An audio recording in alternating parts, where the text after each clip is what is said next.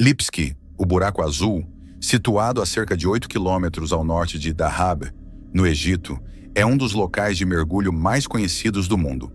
Esse impressionante sumidouro atinge aproximadamente 130 metros de profundidade e possui uma entrada rasa, chamada de cela, com cerca de 6 metros.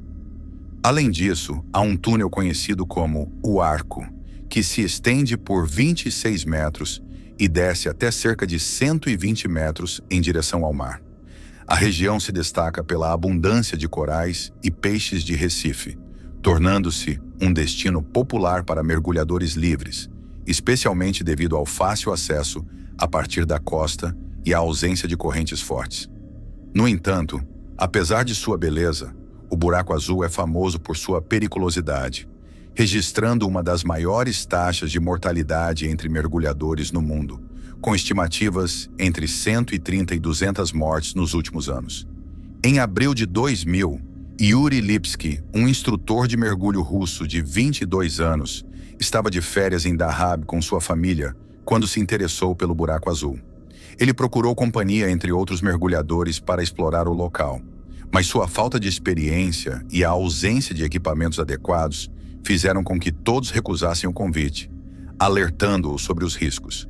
Ignorando os avisos de mergulhadores experientes e moradores locais, Yuri decidiu mergulhar sozinho, aparentemente sem ter plena consciência dos perigos envolvidos. No final da tarde de 28 de abril de 2000, pouco depois das 17 horas, ele entrou na água com uma câmera presa à cabeça para registrar sua descida. Outros mergulhadores estavam na área e alguns portavam 2 cilindros de ar para segurança. Entretanto, por razões desconhecidas, Yuri utilizava apenas uma escolha que se revelaria fatal. A câmera registrou Yuri se afastando do grupo e descendo cada vez mais fundo, sem se dar conta do destino trágico que o aguardava. À medida que descia pelo corredor subaquático, Yuri enfrentava um suprimento de ar cada vez mais limitado. Ele pode não ter percebido que quanto mais fundo ia, mais sua consciência era afetada. Seus pulmões já não conseguiam absorver a quantidade necessária de oxigênio, e o aumento da densidade do ar fazia com que sua corrente sanguínea acumulasse níveis crescentes de nitrogênio. As diretrizes para mergulho recreativo estabelecem um limite de 40 metros de profundidade, mas Yuri ultrapassou essa marca. Embora usasse um medidor de profundidade no pulso, ele aparentemente não o verificava.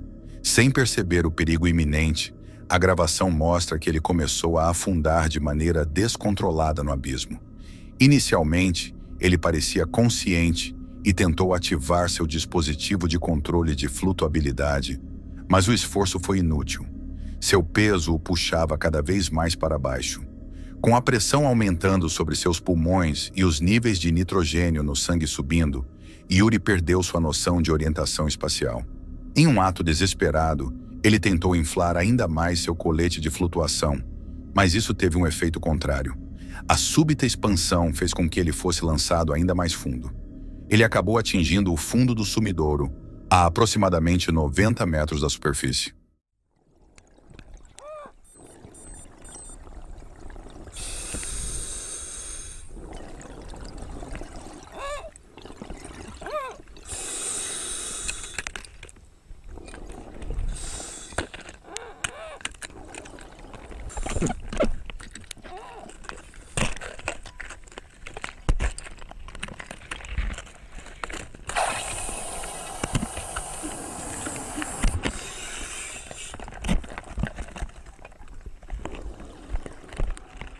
Às 17 horas e 11 minutos, apenas 7 minutos após iniciar seu mergulho, a câmera de Yuri parou de gravar.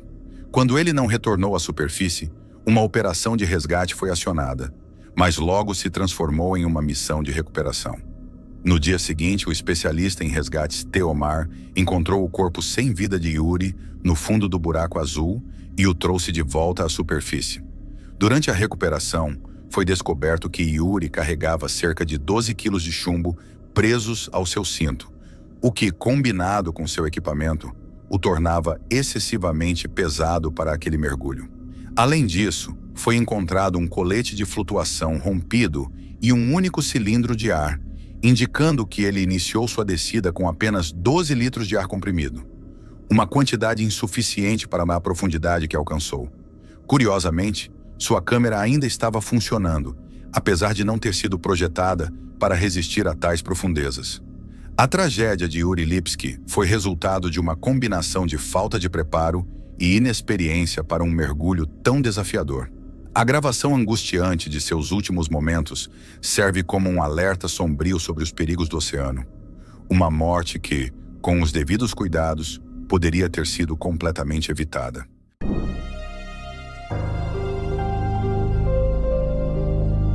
No dia 17 de fevereiro de 2021, por volta das 5h30 da manhã, os serviços de emergência foram acionados para atender a um incêndio na residência de Christina e André Reax, localizada em Georgetown, Ontário, Canadá.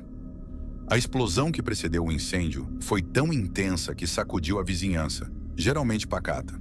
Testemunhas relataram que as chamas começaram na garagem e rapidamente se espalharam, consumindo toda a casa.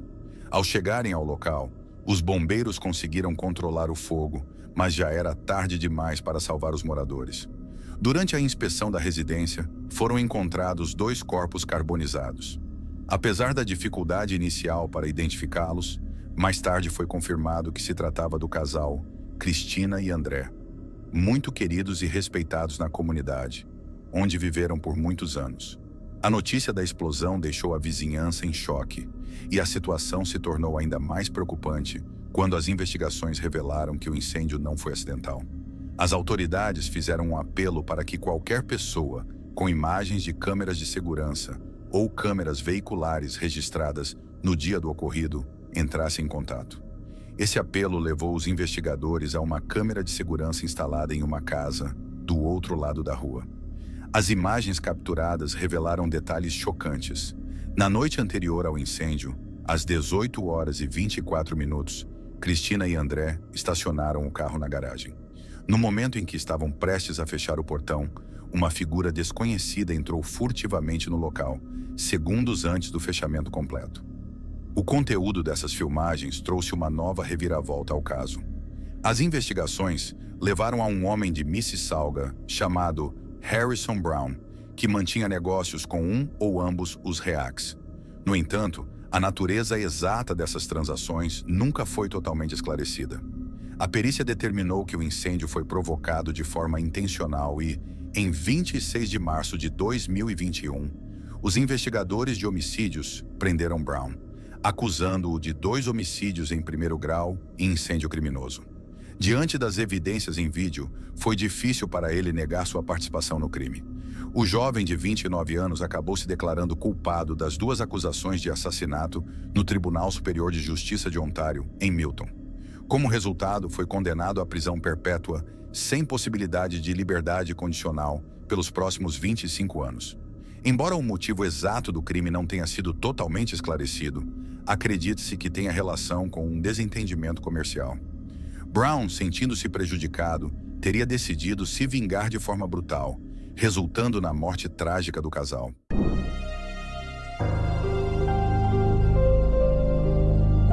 Em uma entrevista realizada em 29 de junho de 2011, familiares e amigos descreveram Lauren Giddings como uma recém-formada pela Faculdade de Direito da Universidade Mercer.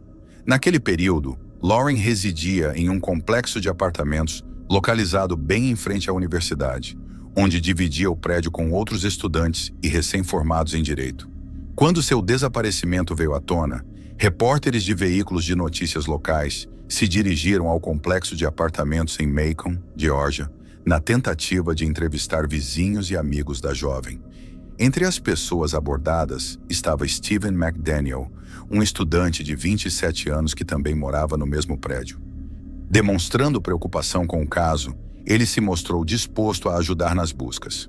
No dia 30 de junho, com uma equipe de filmagem presente, jornalistas da emissora WJNXA realizaram uma entrevista com McDaniel, que se apresentou como um vizinho preocupado. Durante a conversa, ele compartilhou suas impressões sobre Lauren e sua convivência com ela. Was living there? Yeah, Lauren was my neighbor. We're just trying to find out where she is at this point. I mean, no one has seen her since Saturday. I mean, the last time anyone heard from her was an email that she sent out, and I mean, no one's heard from her since. Did you see her hang out with anyone at the time, anything like that? I mean, no one has seen her since Saturday. I haven't seen anything. I mean, you always hear noise outside, but it's just people walking by pretty much. And she just recently graduated from Mercer? Yeah, she and I we were both JD students. We graduated back in May. What kind of person was she? I mean, what did you see her? I mean, she's as nice as can be. I mean, very personable, very much a people person. Do you know anybody any enemies she might have had, somebody that might want to hurt her?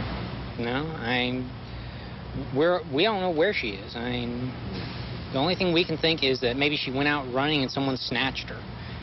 Because I mean, we went over. One of her friends had a key. We went inside and tried to see if there was anything amiss, but I mean, she had a door jamb that was sitting right by it, so there was no sign that anyone broke in. I mean, the door was locked when everyone got here. I mean, we just don't know where she is. No entanto, McDaniel sabia exatamente onde Lauren estava. Na madrugada de 26 de junho de 2011, ele invadiu o apartamento dela, cometeu um assassinato brutal e desmembrou seu corpo, deixando apenas o torso em uma lixeira. O caso tomou um rumo ainda mais perturbador durante a entrevista. O comportamento de McDaniel, que até então se apresentava como um vizinho preocupado, mudou drasticamente quando o repórter informou que um corpo havia sido encontrado. A reação dele foi chocante e reveladora. Confira esse momento arrepiante. What about in the parking lot area? I know they've been doing a lot of. I think that's where they have recovered the body or whatever they recovered from there. Body? Had you seen anything there? Had you seen anything there? I mean, we don't know if this is the same person. You know what I mean? Like, they took out a body there earlier. We don't know if it's the same person or not. So that's why we're trying to ask people if they know who lived there. Are you okay, sir? I think I need to sit down. Okay.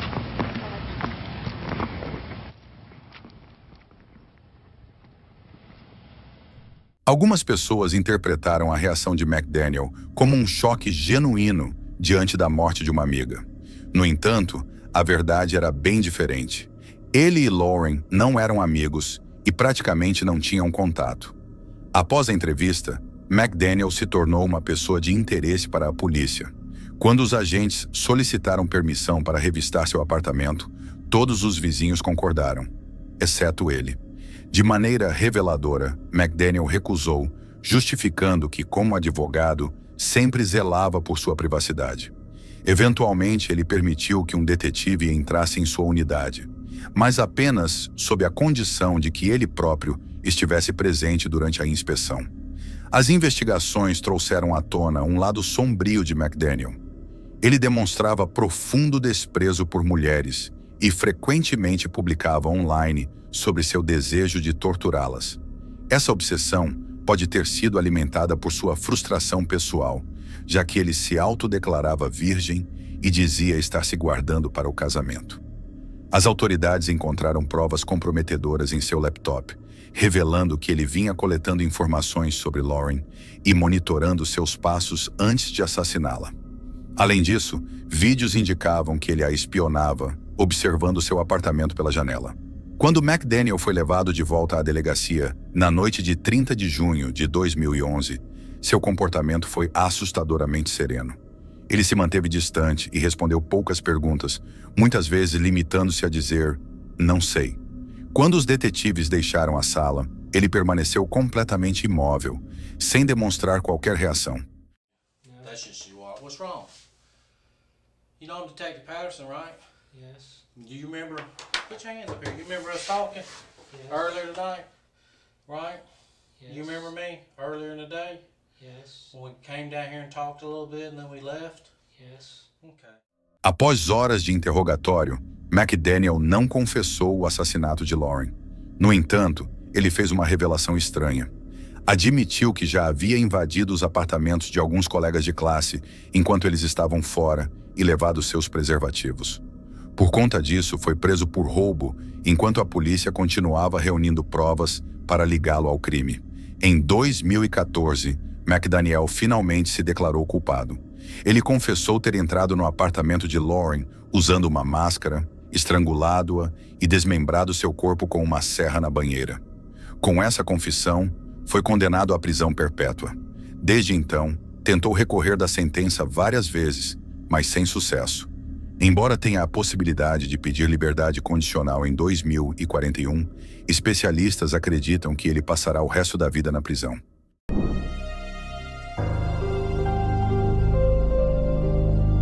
Jack O'Sullivan, um estudante de 23 anos, saiu na noite de sexta-feira, 1º de março de 2024, para encontrar 3 amigos em Bristol, Reino Unido. Ele pegou um ônibus às 20h20 de sua casa, na vila de Longburton, até um bar no centro da cidade. Após algumas bebidas, o grupo, composto por 2 rapazes e 2 moças, seguiu para uma festa em uma casa na área de Hot Wells. Jack, que havia retornado recentemente a Bristol após estudar direito, enviou uma mensagem para sua mãe às 22h45, informando que estava na festa e que estava seguro. Durante a noite, ele bebeu um pouco além da conta e, em determinado momento, caiu da escada, batendo a cabeça. Algumas pessoas riram da situação e Jack acabou empurrando um dos presentes, mas nada mais aconteceu. Por volta de 1h52 da manhã, ele enviou outra mensagem para sua mãe, dizendo que pegaria um Uber e que estava bem.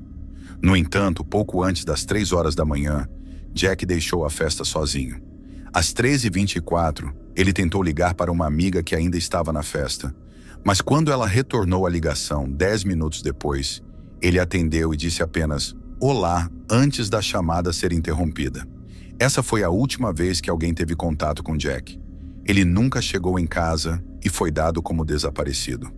O último registro confirmado dele é uma imagem de câmeras de segurança capturada pela polícia.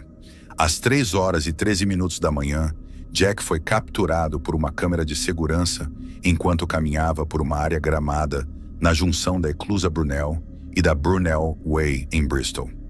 Seu telefone permaneceu ativo até às 6h44 da manhã, na região de Granbury Hill, próximo ao local onde foi visto pela última vez. A família de Jack revisou outras imagens de câmeras e acredita ter identificado ele voltando em direção ao centro da cidade de Bristol às 3h25. Além disso, há registros de uma pessoa, possivelmente Jack, caminhando pela Bennett Slip Road às 3h38. Depois disso, ele desapareceu completamente, sem deixar vestígios.